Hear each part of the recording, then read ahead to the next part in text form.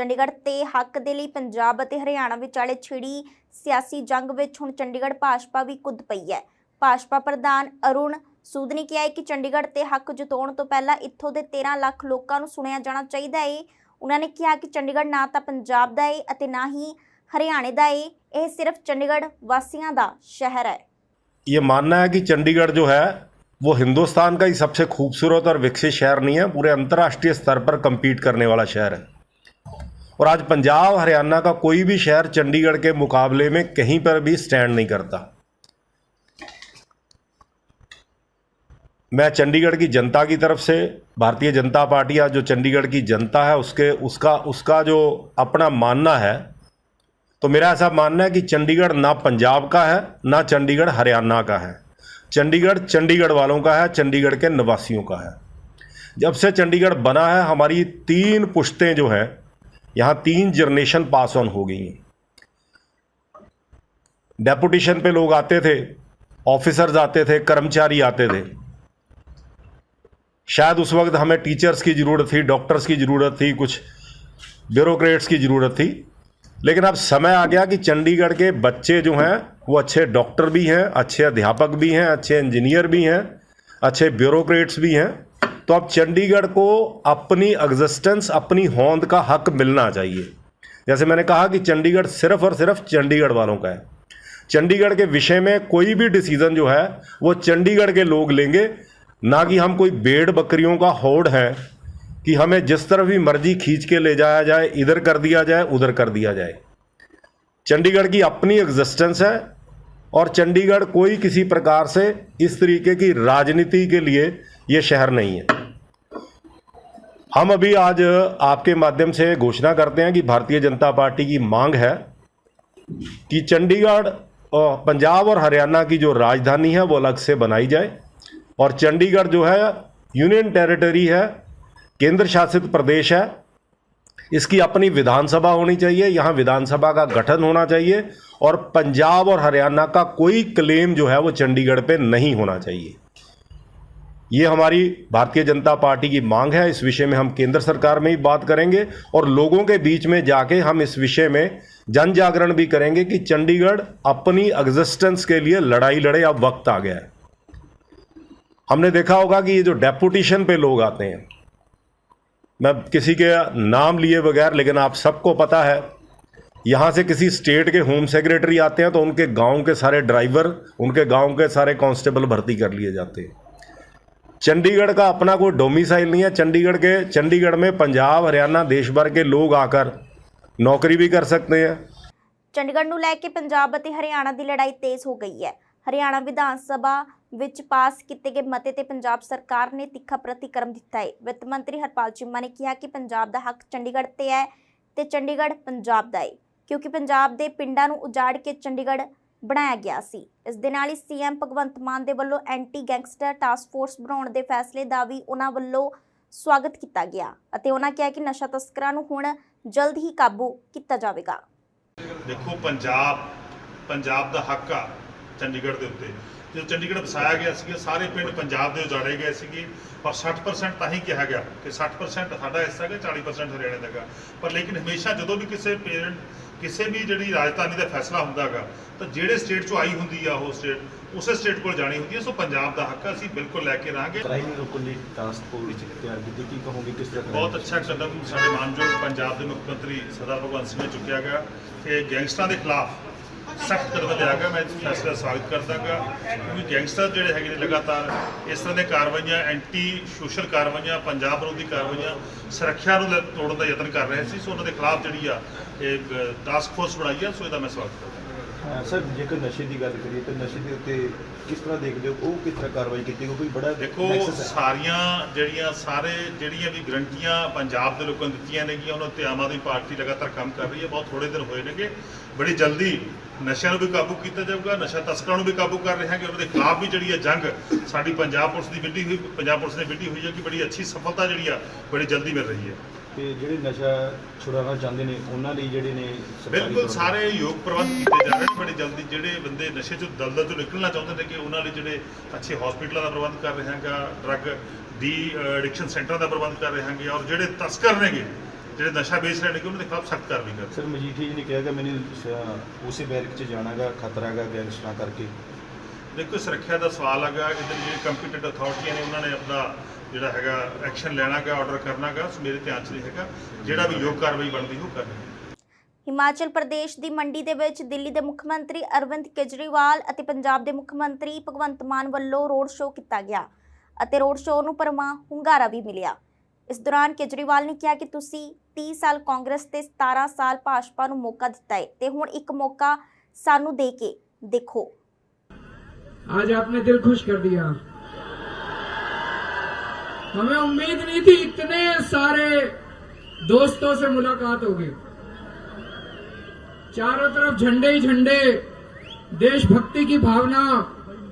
दोस्तों, मैं, मेरा छोटा भाई भगवंत मान, हम लोग बहुत मामूली लोग हैं, आप ही की तरह हैं, आम आदमी हैं। हमें राजनीति करनी नहीं आती, ये हमारी सबसे बड़ी कमजोरी है। हमें काम करना आता है, हमें देशभक्ति करनी आती है, हमें भ्रष्टाचार दूर करना आता है। दिल्ली से पहले खत्म करा भ्रष्टाचार। और अब मैं बहुत बड़ी बात बोल रहा हूं, 20 दिन में, भगवंत मान जी को 20 दिन हुए मुख्यमंत्री बने हुए। 20 दिन में भाई साहब पंजाब से भ्रष्टाचार खत्म हो गया, कम नहीं हुआ, खत्म हो गया। आपको यकीन नहीं होगा ना, आपके यार दोस्त रिश्तेदार पंजाब में रहते होंगे, उनको फोन करके पूछना, किसी थाने में चले जाओ पंजाब में, किसी रजिस्ट्रार तहसीलदार के किसी दफ्तर में चले जाओ काम कराने, किसी की हिम्मत नहीं है पैसे मांगने की। अब क्यों? अगर हमने 20 दिन में भ्रष्टाचार खत्म कर दिया, 75 साल में इन्होंने क्यों नहीं किया? क्योंकि हमारी नीयत साफ है, हम ईमानदार आदमी हैं, कट्टर लोग, कट्टर ईमानदार हैं हम लोग।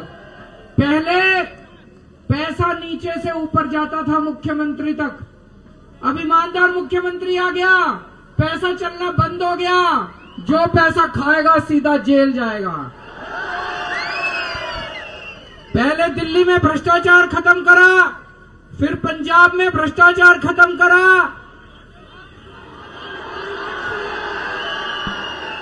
अब यह करना है नहीं करना, पक्की बात। दोस्तों, मेरे को राजनीति करनी नहीं आती, मेरे को स्कूल बनाने आते हैं। दिल्ली में आपके यार दोस्त रिश्तेदार रहते होंगे, दिल्ली फोन करके पूछ लेना, सरकारी स्कूल शानदार कर दिए और प्राइवेट स्कूल वालों को ठीक कर दिया। प्राइवेट स्कूल वाले फीस नहीं बढ़ाते दिल्ली के अंदर। स्कूल ठीक करने आते हैं, अस्पताल बनाने आते हैं, बिजली ठीक करनी आती है, पानी ठीक करना आता है। क्यों? हमारी नीयत साफ है, हम ईमानदार लोग हैं, हम देशभक्त लोग हैं। हिमाचल वालों, इस बार बारी हिमाचल प्रदेश की है, चाबी आपके हाथ में है। दिल्ली और पंजाब के लोगों ने करके दिखा दिया, इस बार क्रांति हिमाचल प्रदेश में होगी। आप सब लोग इतनी भारी संख्या में आए, मुझे पूरी उम्मीद है कि आने वाले चुनाव के अंदर हिमाचल प्रदेश दिल्ली और पंजाब के रिकॉर्ड भी तोड़ेगा, उससे भी ज्यादा सीटें लेके आएगा। भारत माता की इनकलाब। बसंती चोला मेरा रंग दे, बसंती चोला मेरा रंग। ਪੰਜਾਬ ਦੇ ਟਰਾਂਸਪੋਰਟ ਮੰਤਰੀ ਲਾਲਜੀਤ ਸਿੰਘ ਭੁੱਲਰ ਦੇਰ ਰਾਤ ਅੰਮ੍ਰਿਤਸਰ ਦੇ ਬੱਸ ਸਟੈਂਡ ਤੇ ਪਹੁੰਚੇ। ਇੱਥੇ ਉਹਨਾਂ ਟਰਾਂਸਪੋਰਟਰਾਂ ਨਾਲ ਗੱਲਬਾਤ ਕੀਤੀ, ਜਿਸ ਤੋਂ ਬਾਅਦ ਮੰਤਰੀ ਭੁੱਲਰ ਨੇ ਬਿਨਾਂ ਟੈਕਸ ਤੋਂ ਚੱਲ ਰਹੀਆਂ ਬੱਸਾਂ ਨੂੰ ਆਪਣਾ ਟੈਕਸ ਜਮ੍ਹਾਂ ਕਰਵਾਉਣ ਦੇ ਹੁਕਮ ਦਿੱਤੇ, ਜਦਕਿ ਦੂਜੇ ਪਾਸੇ ਵਿਜੀਲੈਂਸ ਜਾਂਚ ਦੇ ਹੁਕਮ ਵੀ ਜਾਰੀ ਕਰ ਦਿੱਤੇ ਗਏ ਸਨ। ਮਾਮਲਾ ਅੱਜ ਸਵੇਰ ਦੇ ਗੱਡੀਆਂ ਚੈੱਕ ਕਰ ਰਹੇ ਸਾਂ ਕਿ ਜਿਨ੍ਹਾਂ ਨੇ ਟੈਕਸ ਚੋਰੀ ਕੀਤਾ ਉਹ ਗੱਡੀਆਂ ਨੂੰ ਇਹੋ ਕਿਹਾ ਜਾ ਰਿਹਾ ਹੈ ਕਿ ਟੈਕਸ ਤਾਰੋ। ਜੇ ਨਹੀਂ ਕੋਈ ਟੈਕਸ ਤਾਰਦਾ ਰੋਡ ਤੇ ਚਲਾਉਂਦੇ ਤੇ ਉਹ ਗੱਡੀਆਂ ਨੂੰ ਜੁਰਮਾਨੇ ਪਾਏ ਜਾ ਰਹੇ, ਗੱਡੀਆਂ ਬੰਦ ਕੀਤੀਆਂ ਜਾ ਰਹੀਆਂ। ਸਰ, ਕਿੰਨੀਆਂ ਬੱਸਾਂ ਅੱਜ ਬੰਦ ਕੀਤੀਆਂ ਗਈਆਂ ਜੀ? ਅੱਜ ਲਗਭਗ 15 ਤੋਂ 20 ਬੱਸਾਂ ਜਿਹੜੀਆਂ ਉਹ ਬੰਦ ਕੀਤੀਆਂ ਜਿਨ੍ਹਾਂ ਨੇ ਟੈਕਸ ਚੋਰੀ ਕੀਤਾ। ਹੁਣ ਅਸੀਂ ਇੱਥੇ ਆਏ ਆ ਅੰਮ੍ਰਿਤਸਰ ਦੇ ਵਿੱਚ ਜਿੱਥੇ ਆ ਕੇ ਟਰਾਂਸਪੋਰਟਰ ਕਹਿ ਰਿਹਾ ਵੀ ਅਸੀਂ ਇੱਥੇ ਰਿਸ਼ਵਤ ਦੇ ਕੇ ਪਿਛਲੇ 20 ਸਾਲਾਂ ਤੋਂ ਚਲਾ ਰਹੇ ਤੇ ਟੈਕਸ ਦੇ ਹੀ ਨਹੀਂ ਰਹੇ, ਤੇ ਫਿਰ ਕਿੱਥੋਂ ਰੈਵਨਿਊ ਆਊਗਾ, ਕਿੱਥੋਂ ਸਾਡੀ ਜਿਹੜੀ ਟਰਾਂਸਪੋਰਟ ਉਹ ਵਧੂਗੀ। ਜਿਹੜਾ ਟਰਾਂਸਪੋਰਟ ਮਾਫੀਆ, ਇਹੋ ਹੀ ਟਰਾਂਸਪੋਰਟ ਮਾਫੀਆ, ਹੋਰ ਕਿਹੜਾ ਟਰਾਂਸਪੋਰਟ ਮਾਫੀਆ? ਕਿ ਤੁਸੀਂ ਕਿਹੜੇ ਮੁਲਾਜ਼ਮ ਦਾ ਨਾਂ ਲੈ ਰਹੇ ਜੇ? ਇੱਕ ਮਿੰਟ, ਇਧਰ ਆਓ। ਕੀ ਨਾਮ ਤੁਹਾਡਾ? ਮੇਰਾ ਨਾਮ ਰਮਨਦੀਪ ਹੈ। ਰਮਨਦੀਪ, ਕਿਹੜੀ ਪੋਸਟ ਤੇ ਜੇ ਤੁਸੀਂ? ਮੈਂ ਡਰਾਈਵਰ ਹਾਂ ਸਰ, ਆਰਟੀਐਮ ਡਰਾਈਵਰ ਨਹੀਂ, ਤੁਸੀਂ ਕਿਹੜੇ ਮਹਿਕਮੇ ਜੀ? ਮੈਂ ਪੰਜਾਬ ਪੁਲਿਸ ਦੇ ਵਿੱਚ। ਕਿਹੜੇ ਰੈਂਕ ਤੇ? ਏਐਸਆਈ। ਏਐਸਆਈ ਤੁਸੀਂ ਡੈਪੂਟੇਸ਼ਨ ਤੇ ਆਏ ਜੇ ਇਹਦੇ ਚ? ਇਹ ਇਸ ਰਮਨ ਕੁਮਾਰ ਦਾ ਨਾਮ ਲਿਆ ਜਾ ਰਿਹਾ। ਜਿੰਨੇ ਵੀ ਇੱਥੇ ਟਰਾਂਸਪੋਰਟਰ ਉਹਨਾਂ ਨੂੰ ਕਿਹਾ ਜਾ ਰਿਹਾ ਕਿ ਇਹ ਸਾਡੇ ਤੋਂ ਪਿਛਲੇ 5 ਸਾਲ ਰਿਸ਼ਵਤ ਲੈ ਕੇ ਤੇ ਸਾਡੀਆਂ ਟੈਕਸ ਚੋਰੀ ਗੱਡੀਆਂ ਚਲਵਾਉਂਦਾ ਰਿਹਾ, ਅਸੀਂ ਟੈਕਸ ਨਹੀਂ ਤਾਰਦੇ ਰਹੇ। ਜੋ ਵੀ ਦੋਸ਼ੀ ਪਾਇਆ ਗਿਆ, ਪਹਿਲਾਂ ਤੇ ਜਿਨ੍ਹਾਂ ਨੇ ਟੈਕਸ ਚੋਰੀ ਕੀਤਾ ਉਹਨਾਂ ਨੂੰ ਹਦਾਇਤ ਹੈ ਕਿ ਉਹ ਟੈਕਸ ਤਾਰਨ ਸਾਰੇ ਦਾ ਸਾਰਾ, ਤੇ ਜੇ ਮੁਲਾਜ਼ਮ ਦੋਸ਼ੀ ਪਾਇਆ ਗਿਆ ਇਹਦੀ ਵਿਜੀਲੈਂਸ ਇਨਕੁਆਇਰੀ ਹੋਵੇਗੀ, ਇਹਦੀ ਜਾਇਦਾਦ ਦੀ ਜਿੰਨੀ ਵੀ ਜਾਇਦਾਦ ਬਣੀ ਹੋਵੇਗੀ ਉਹਦੀ ਵੀ ਇਨਕੁਆਇਰੀ ਹੋਵੇਗੀ, ਤੇ ਜੇ ਵਾਕਈ ਆਮਦਨ ਤੋਂ ਵੱਧ ਇਹਦੀ ਜਾਇਦਾਦ ਬਣੀ ਹੋਵੇਗੀ ਤੇ ਇਹਦੀ ਜਾਇਦਾਦ ਕੁਰਕ ਹੋਵੇਗੀ।